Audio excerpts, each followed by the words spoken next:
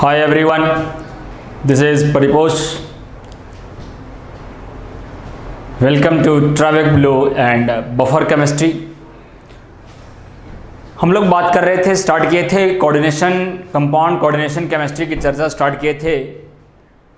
Last class में हम लोगों ने उसका इंट्रोडक्शन देखा था और उसके कंटेंट्स के बारे में देखे थे कि क्या पढ़ना है और कितना पढ़ना है, कौन सा टॉपिक इम्पॉर्टेंट है, क्या स्कोरिंग रोल है पर्टिकुलर एग्जामिनेशंस में, इसकी बात किए थे।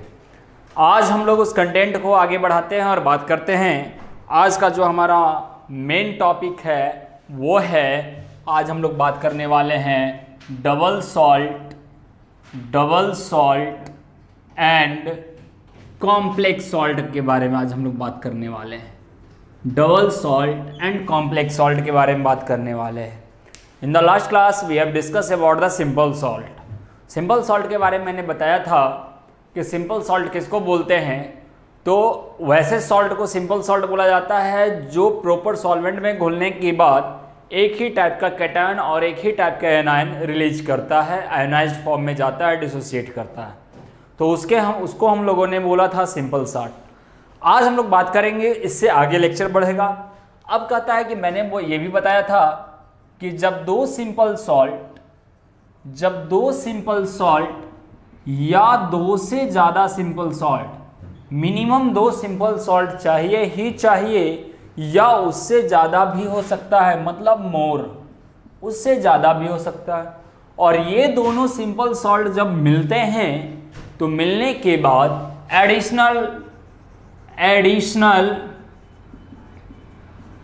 सॉल्ट बनाता है, जिस एडिशनल सॉल्ट को हम लोग एडक्ट भी कॉल करते हैं, एडक्ट भी बोला जाता है। This additional salt is also called adduct. Now अगर हम बात करें तो कहता है कि यह जो एडिशनल सॉल्ट है वही वास्तव में दो टाइप का होता है।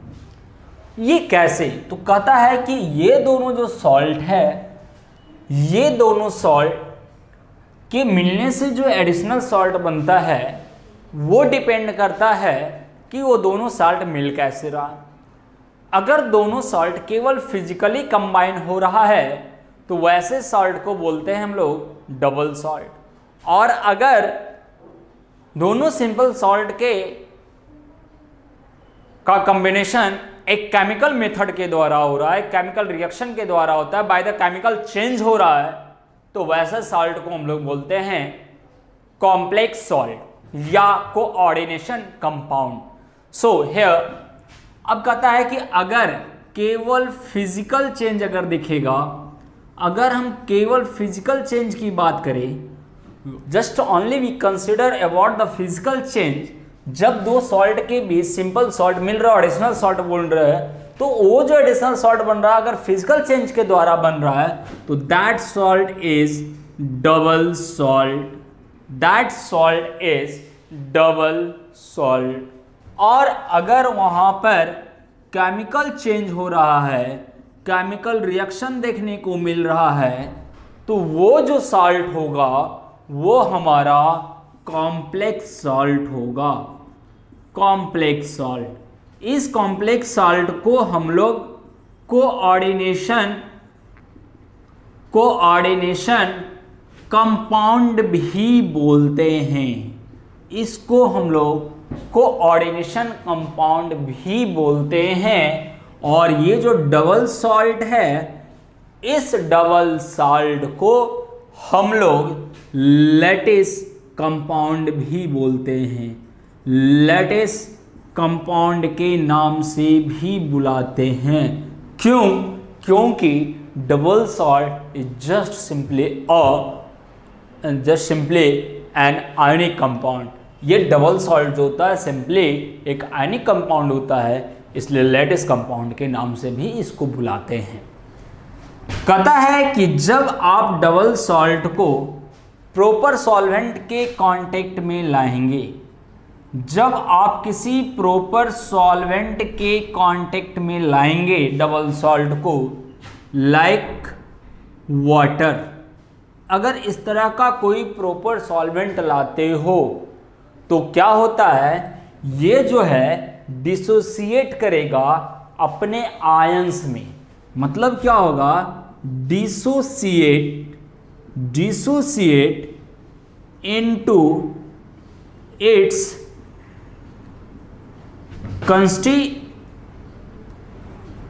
constituent ions and lose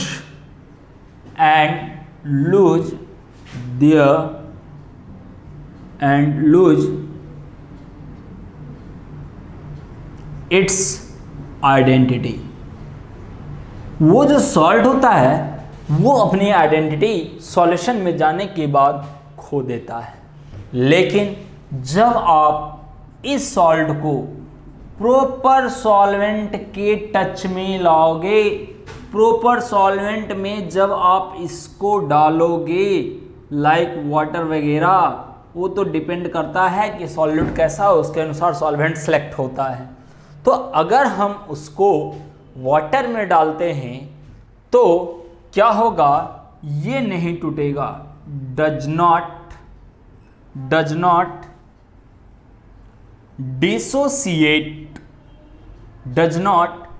dissociate into constituent ions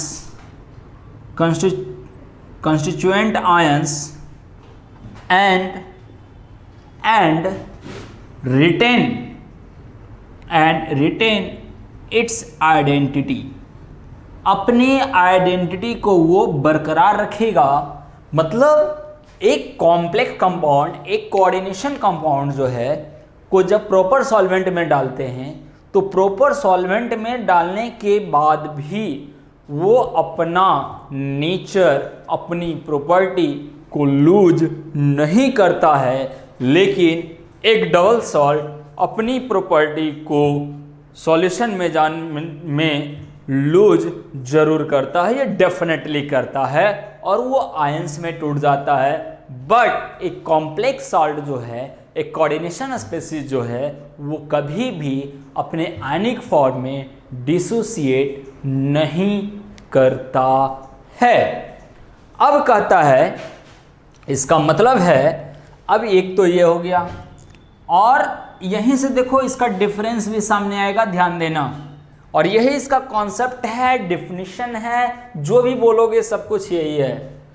अब कहता है ये सॉलिड स्टेट में ये अपनी प्रॉपर्टी सॉलिड स्टेट में तो दिखाता है, लेकिन ये अपनी प्रॉपर्टी को सॉलिड स्टेट में और सॉल्यूशन फेज दोनों में दिखाता है।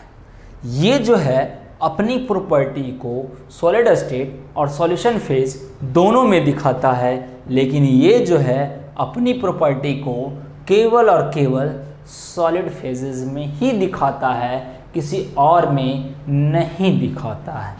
ठीक है, तो हम ये कह सकते हैं कि डबल सॉल्ट के बारे में कि इट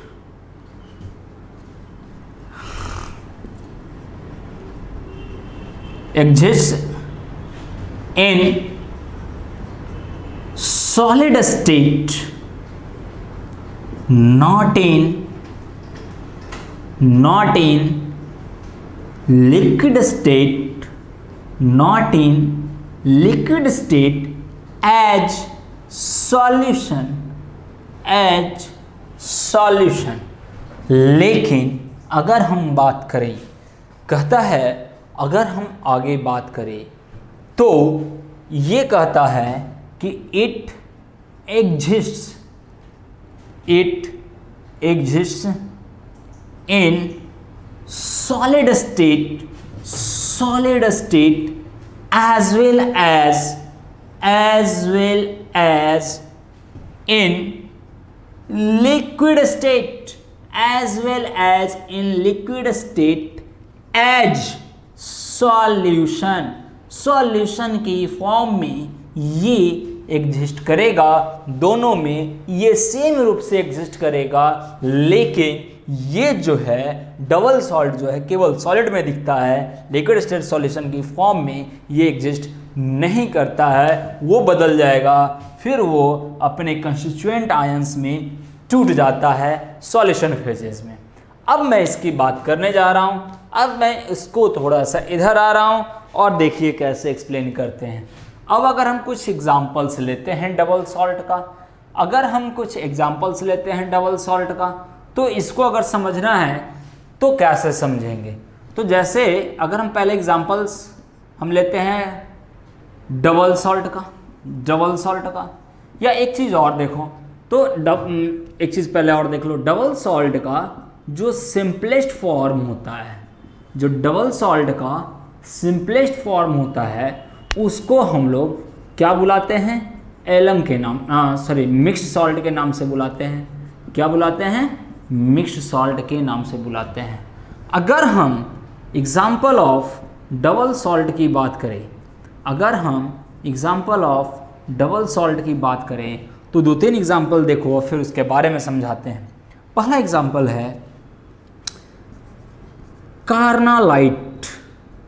कार्नालाइट, ये अपने आप में एक और भी है। तो कार्नालाइट का फॉर्मूला होता है KCl MgCl2.6H2। एक तो ये हो गया। दूसरा आता है डोलोमाइट का एग्जांपल लें तो CaCl2.MgCl2। तीसरा एक एग्जांपल आता है मोर सॉल्ट के बारे में अगर हम बात करें तो ये कहते हैं कि FeSO4.NH4 का whole twice SO4.6H2, this is more salt. फिर अगर हम बात करते हैं फ्यूजन मिक्सचर का, ये सब डबल सॉल्ट है। फ्यूजन मिक्सचर की बात करें तो अगर हम फ्यूजन मिक्सचर को हम लोग फेरिक एलम के नाम से भी बुलाते हैं, तो ये होता है Fe2SO4 का होल 3 NH4 का होल ट्वाइस SO4.24H2O। फिर और एग्जाम्पल है पोटास एलम, जिसको आप फिटकरी बोलते हो और ये सभी के घरों में मिलता है। इसका फॉर्मूला होता है K2SO4 Al2SO4 का whole thrice .24H2O। These all are double salt. और अगर हम एक एग्जांपल लेते हैं, एक छठा एग्जांपल लेते हैं तो एलम्स क्या है। अब एक बार में आज मैं आप लोगों को 25 एलम एक बार में याद कराऊंगा और विद इन 1 मिनट याद कर गए तो बहुत बढ़िया है आप लोगों के लिए। अब मैं इस डबल सॉल्ट के कॉन्सेप्ट को थोड़ा एलाबरेट कर रहा हूं, समझाने जा रहा हूं, समझेंगे आप इसको ध्यान से।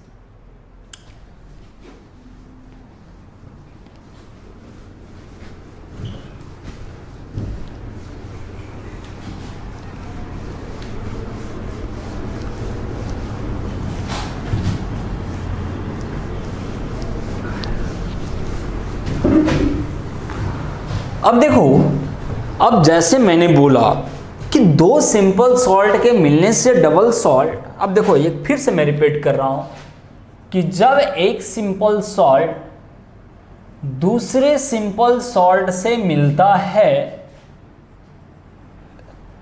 तो अगर केवल फिजिकल चेंज देखने को मिलता है तो उस फिजिकल चेंज की वजह से जो क्या बनकर आता है सामने, डबल सॉल्ट।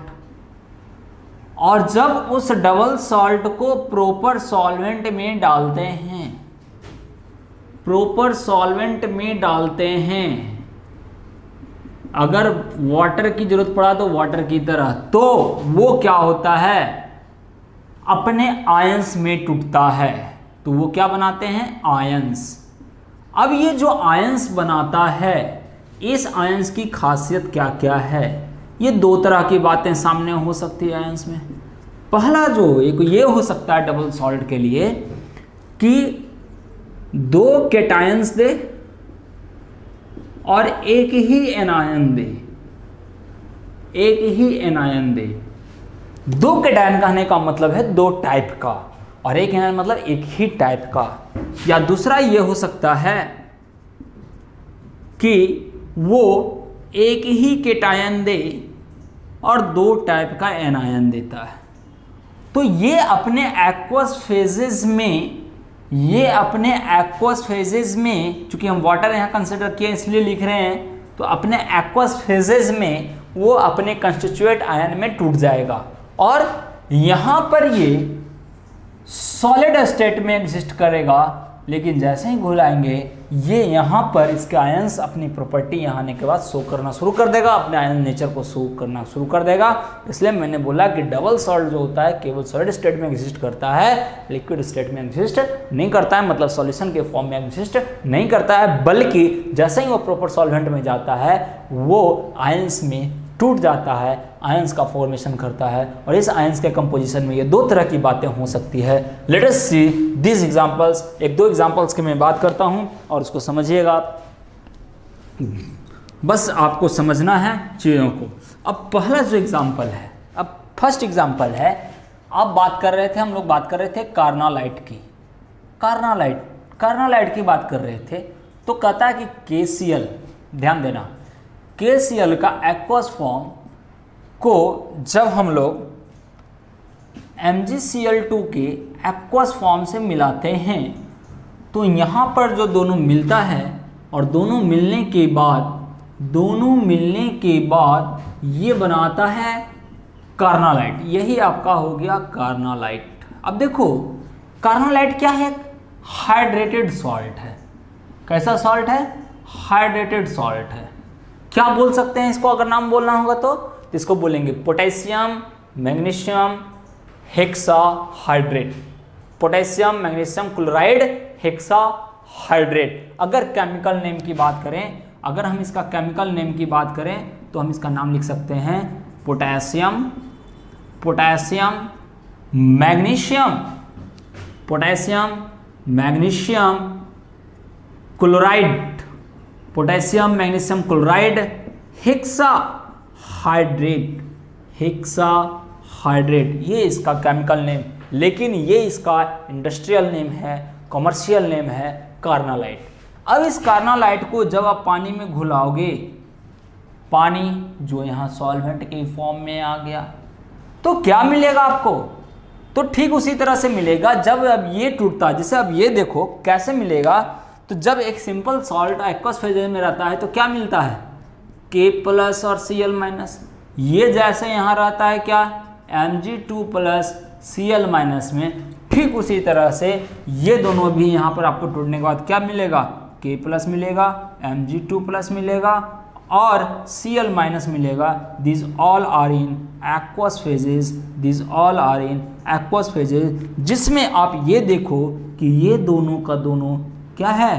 कैटायन है और ये जो है आपका एनायन है। अब यहाँ पर सॉल्यूशन में आने के बाद ये सॉलिड फेज में है तो पूरा सॉलिड स्टेट में एक जैसा दिखेगा, एक लैटिस कंपाउंड का एक डिफरेंट ज्योमेट्री के साथ दिखेगा। लेकिन जैसे ही उसको हम घुला देते हैं तो घुलाने के बाद आयन सामने आ जाएंगे और अब इस कंडीशन में ये यहाँ आने के बाद अपनी प्रॉपर्टी को खो चुका है और यहाँ पर जो प्रॉपर्टी आएगा वो आयंस की प्रॉपर्टी आएगा। मतलब पोटेशियम आयन अपना नेचर शो करेगा, मैग्नीशियम आयन खुद अपना नेचर शो करेगा और Cl- अपना नेचर शो करेगा। लेकिन सॉलिड स्टेट में है ये केवल यहाँ पर अगर है तो यहाँ पर potassium ion, magnesium ion, chloride ion कोई अपना नेचर शो नहीं करेगा। The whole compound behaves as a single species in solid state, but in solution these all ions shows their properties, है ना, वो अपना खुद का प्रॉपर्टी दिखाएगा, इसको इसकी जरूरत नहीं होती है। तो ये हो गए आयनिक फॉर्म में। और मैं एग्जांपल्स देता हूँ आपको।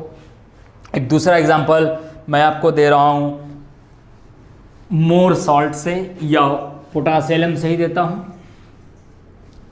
अब देखो पोटासियम को आप देख रहे होंगे तो कहता है, अब एक एग्जांपल और चर्चा कर लेता हूँ पोटासियम की बात कर रहा हूँ हम लोग। अब हम लोग पोटासियम की बात कर रहे हैं तो देखो क्या कहता है कि K2SO4 का एक्वस सॉल्यूशन जब कंबाइन करता है एल्युमिनियम सल्फेट के एक्वस सॉल्यूशन से कंबाइंड करता है तो बनाता है, तो क्या बना के देता है, तो ये जो बनाता है वो कुछ ऐसा होता है K2SO4 डॉट Al2SO4 का होल 3 डॉट 24H2O इस फॉर्म में आएगा, और ये जो मिलेगा आपको सॉलिड स्टेट की फॉर्म में एग्जिस्ट करता है, और इसी को हम लोग बोलते हैं potash alum. This is called potash alum. अब ये ध्यान दो कि जब ये एक्वस फेज में था तो यहाँ से दो आयन, जैसे एक सिंपल सॉल्ट को हम वाटर में डिजोल्व करवाते हैं तो दोनों आयन्स बाहर आ जाते हैं, ठीक वहाँ इस प्रकार K प्लस और SO4 बाहर आ जाएंगे। हेयर यहाँ पर भी क्या होगा, Al3 प्लस और SO4 दोनों बाहर आ जाएंगे, लेकिन जब हम यहाँ पर इसको वाटर में डिजोल्व करेंगे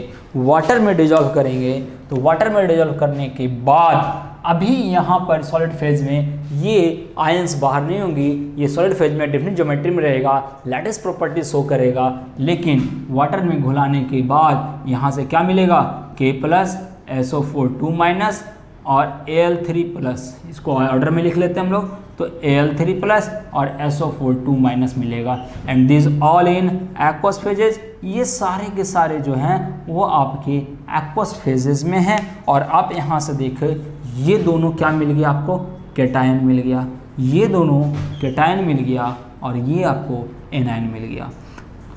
अब यहाँ से ध्यान देना, अब मैंने एक लास्ट एग्जांपल बोला था एलम, ध्यान देना कि जिस डबल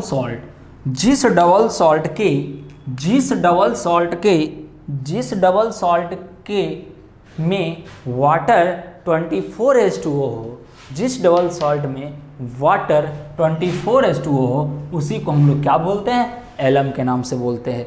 और मैंने अभी जैसा आपको बोला कि अभी मैं आपको टोटल 25 एलम्स सिखाऊंगा, देखो कैसे टोटल 25 एलम्स आप याद कर जाओगे एक बार में। अब मैं इसको एक्सप्लेन करने जा रहा हूं।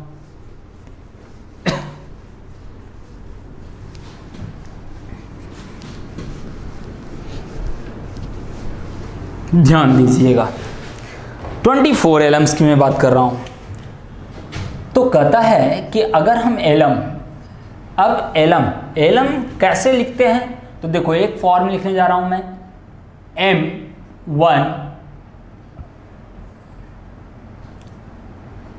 मतलब M2SO4 डॉट M-2SO4 का होल 3 डॉट 24H2O। मैंने अभी बोला आपको कि जहां पर 24 वाटर होंगे, जिस डबल सॉल्ट में 24 वाटर मॉलिक्यूल्स मिलेंगे, उसी को हम लोग बोलते हैं क्या, एलम। क्या बोलते हैं इसको, एलम। जिस डबल सॉल्ट के में मतलब जिस सल्फेट के डबल सॉल्ट में 24 वाटर मॉलिक्यूल मिलेंगे, ये देखो सल्फेट का डबल सॉल्ट है और उस सल्फेट के डबल सॉल्ट में अगर 24 वाटर मॉलिक्यूल हाइड्रेटेड फॉर्म में है तो वो हमारा फॉर्म होगा एलम। और एलम को हम लोग मिक्स सॉल्ट या डबल सॉल्ट दोनों ही कह सकते हैं, जिसमें ये जो आप M देख रहे हो, ये M होता है हमारा, ये वाला जो M होता है हमारा, ये होता है मोनोवैलेंट कैटायन, मतलब मेटल, मोनोवैलेंट कैटायन या मोनोवैलेंट, इसी को बोल सकते हो monovalent metal atom, monovalent metal कह दो। और ये जो दिख रहा है आपको M डैश के फॉर्म में, तो ये जो होगा हमारा trivalent cation, this is trivalent cation, या इसी को बोल सकते हैं हम लोग ट्राईवैलेंट मेटल।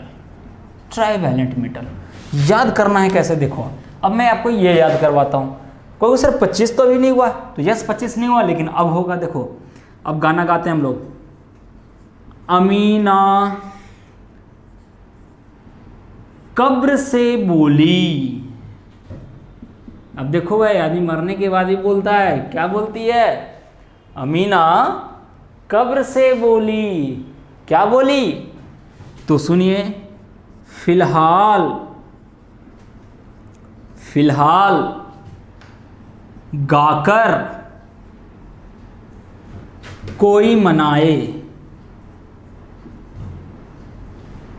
लगता है अमीना रुस गई है, तो रुसे हुए को मनाने के लिए गाना तो गाना पड़ेगा। तो वही बोला गया कि अमीना कब्र से बोली, फिलहाल गाकर कोई मनाए। अब देखो ये कैसे वर्कआउट होता है। तो ये जो देख रहे हो फर्स्ट लाइन, यही फर्स्ट लाइन आपका क्या है? तो ये फर्स्ट लाइन जो है वो है आपका मोनोवैलेंट मेटल है, और ये जो सेकेंड लाइन है ये है आपका ट्राईवैलेंट मेटल है ये। ठीक है, अब कैसे अप्लाइड करेंगे तो ध्यान दीजिएगा, थोड़ा इस पे अच्छे से फोकस कीजिएगा ताकि सब लोगों को समझ में आए।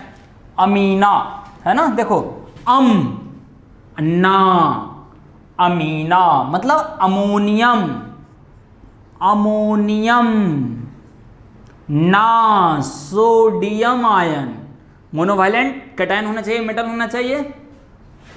के मतलब पोटेशियम, रब रुबिडियम, से सीजियम। क्या बोली? फी मतलब एफी, क्या होना चाहिए?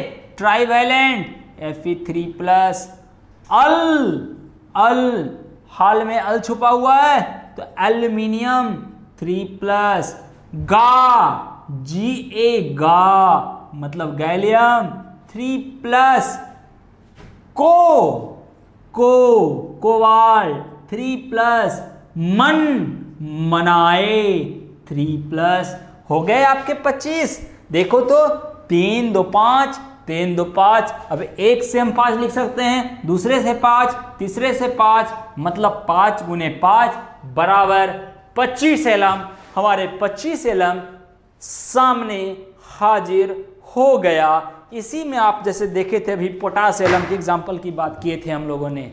अब जो है हम लोगों ने यहाँ एक एग्जाम्पल लिया था, फिर से मैं उसको रिकॉल करता हूँ। पोटास एलम है ना, तो पोटास एलम कैसे लिखे थे आप? तो देखो तो जरा, K2SO4.Al2SO4 मैंने बोला अगर सल्फेट आयन में, सल्फेट आयन के सॉल्ट में अगर 24 वाटर मॉलिक्यूल है तो उसको हम लोग एलम के नाम से बुलाएंगे। अब देखो मैंने बोला कि M जो है वो मोनोवैलेंट है और M- जो है वो ट्राईवैलेंट है। तो ये देखो तो ये है मोनोवैलेंट, ये है मोनोवैलेंट, और ये क्या है?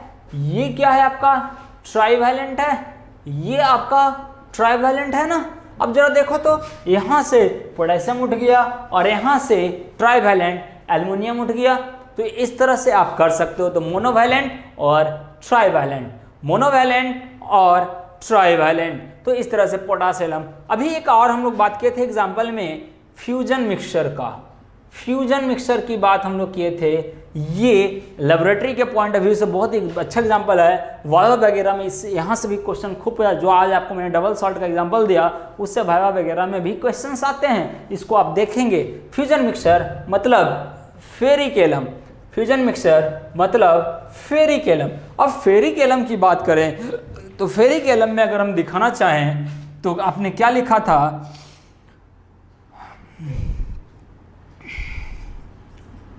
NH4 का whole to SO4 dot Fe2SO4 का होल 3 डॉट 24H2O। अब यहां से देखो ये क्या है आपका? मोनोवैलेंट, ये आपका है मोनोवैलेंट, और ये भी है आपका मोनोवैलेंट, ये आपका है सॉरी ट्राईवैलेंट ना, ट्राईवैलेंट, ट्राईवैलेंट। और देखो तो यहाँ सॉल्ट सल्फेट फॉर्म है और 24 water molecule, so this is called alum. तो इस प्रकार से आप 25 एलम। अब इसको आप जहाँ से चाहो जैसे चाहो वहाँ से आप एलम लिख सकते हो। चलो मैं यहाँ से और भी लिख कर दिखाता हूँ। ये तो दो प्रीवियस एग्जाम्पल्स जो आपको मैंने बताया था उसको मैंने समझा दिया। अब जरा देखो कि अब एक कुछ नया एग्जाम्पल्स देखते हैं हम लोग। अब जैसे मान लो कि सर आप किसी को उठाना चाहें तो ठीक है, हम सोडियम को ले लेते हैं यहाँ से, तो Na+ हो गया। अब Na का आप यहाँ रख देना है, सिर्फ फार्मूला बना देना है Na2SO4। और ट्राइवेलेंट में मान लो हम किसको उठा लेते हैं, कोबाल्ट को उठा लेते हैं, तो चलो कोबाल्ट को उठा लिए, तो CO2SO4 का होल थ्राइस और 24H2O, तो एक नया एलम बन गया। तो इस प्रकार से हम एलम लिख सकते हैं, जैसे चाहोगे वैसे लिख सकते हो। अगर हम चाहते हैं कि सर हम CS को लेते हैं तो CS2SO4 डॉट, अगर हम चाहते हैं वहाँ से आयरन को लेना, चाहे मैग्नीज को लेना तो मैग्नीज को ले लो Mn2SO4 का होल 3 डॉट 24H2O। तो इस प्रकार से आप तैयार कर सकते हो। तो कितना आसान होता है। तो इस तरह से आप एलम को लिख सकते हो। आप जो एग्जांपल्स बना सकते हो एलम्स का। अगर केमिकल नेम लिखना है तो कोई बड़ा चीज़ नहीं है, सीजियम मैग्नीज सल्फेट है ना। और 24 को क्या बोलोगे, तो टेट्राइकॉस हाइड्रेट। अगर केमिकल नाम देना चाहेंगे, अगर हम इसका केमिकल नाम देना चाहेंगे इस वाले का, तो इसका केमिकल नेम क्या होगा, क्या हो जाएगा,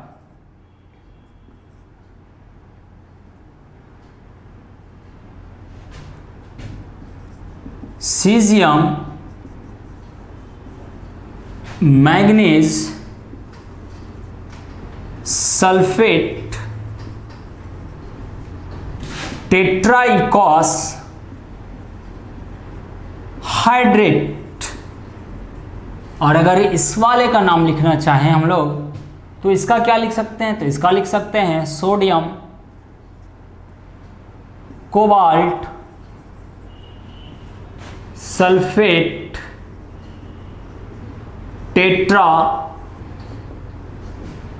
इकॉस हाइड्रेट।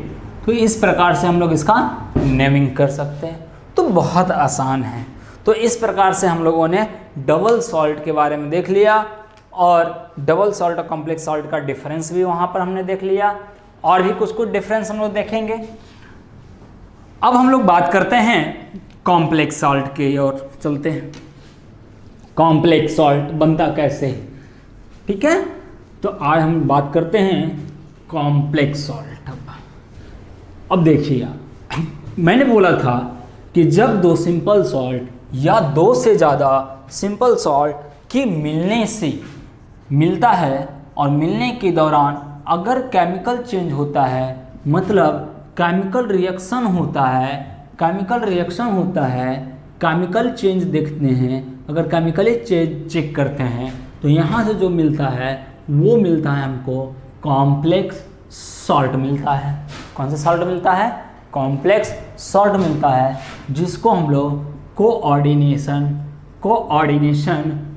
कंपाउंड भी बोलते हैं, कोऑर्डिनेशन कंपाउंड भी बोलते हैं। और जब इसको प्रॉपर सॉल्वेंट में डिजॉल्व करवाते हैं लाइक वाटर वगैरह, तो वो क्या होता है, जो कॉम्प्लेक्स स्पेसीज होता है वो आयंस में डिसोसिएट नहीं करेगा।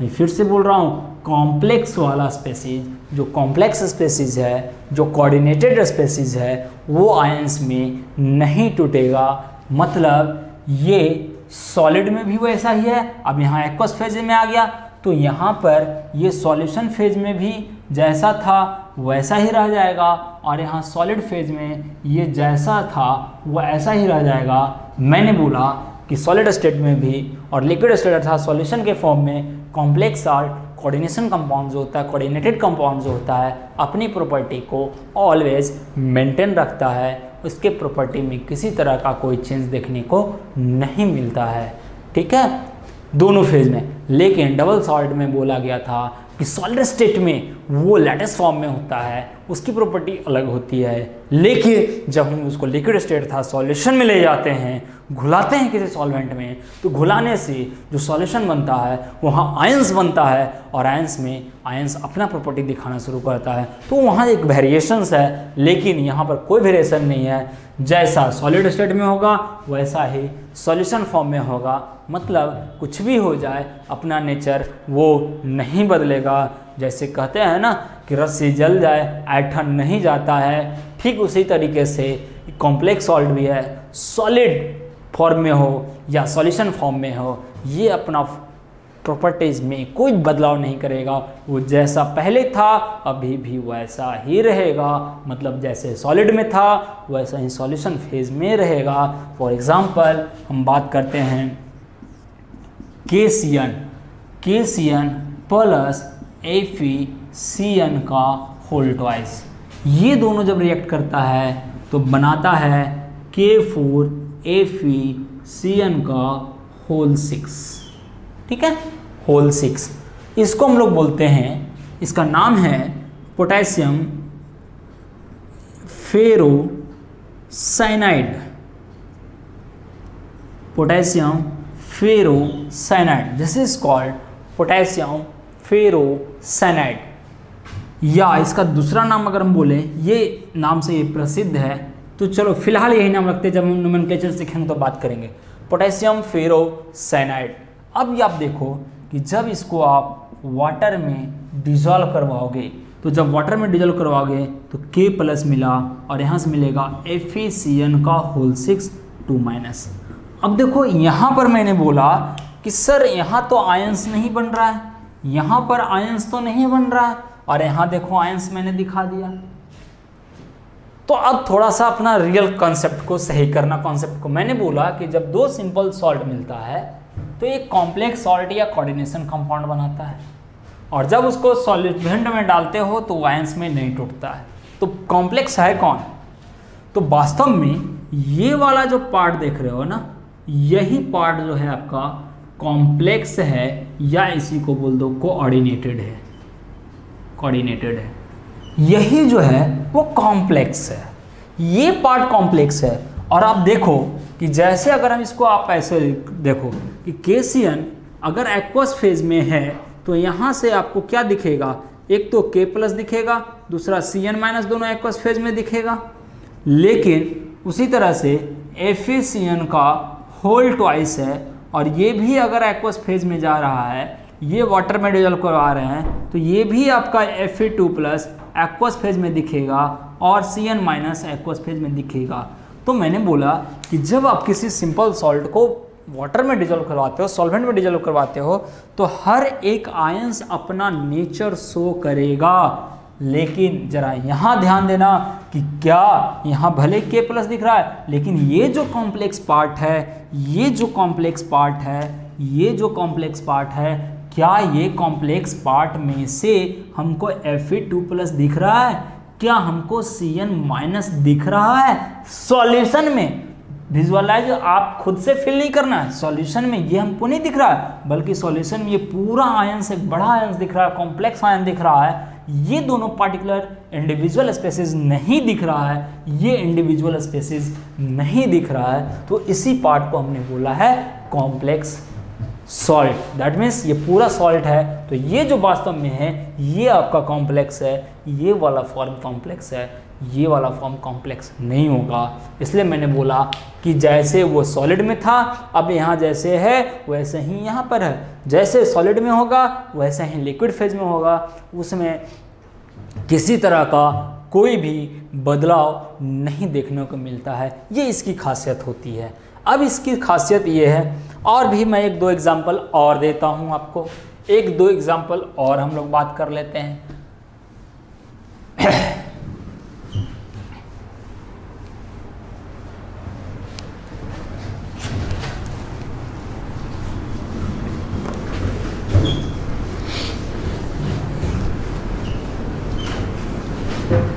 अब जैसे एक एग्जाम्पल और,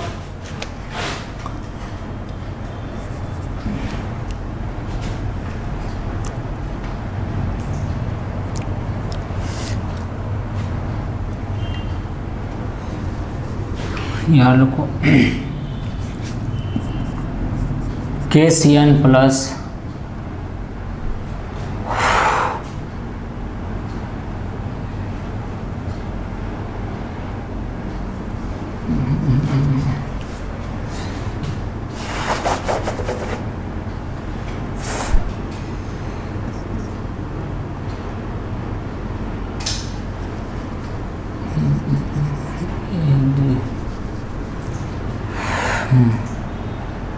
या रुको, KCN प्लस FeCN का होल थ्राइस, इसी पर लेते हैं एग्जाम्पल, नया एग्जाम्पल अभी नहीं। क्या हो जाएगा, K3FeCN का होल 6। और जब हम इसको वाटर में डिजॉल्व करवाते हैं तो बना देगा K प्लस FeCN का होल 6 3 माइनस। अब देखो क्या है ना, इस वाले का जो नाम है उसका नाम था पोटेशियम फेरोसाइनाइड और इसका नाम है पोटेशियम फेरीसाइनाइड। और इसमें जो इसका ऑक्सीडेशन स्टेट होता है वो +3 था। और ये जो देख रहे थे K4FeCN का होल 6, इस वाले में इसका जो ऑक्सीडेशन स्टेट होता है वो +2 होता है और इसी को बोला गया है पोटेशियम फेरोसाइनाइड। और ये जो है इसको हम लोग बोलते हैं फर्स्ट आर्टिफिशियल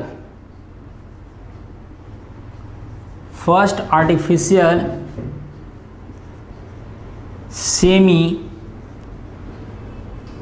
परमिएबल मेम्ब्रेन, जिसका यूज़ हम लोग लेबोरेटरी में ऑस्मोसिस प्रोसेस के दौरान करते हैं, ठीक है ना।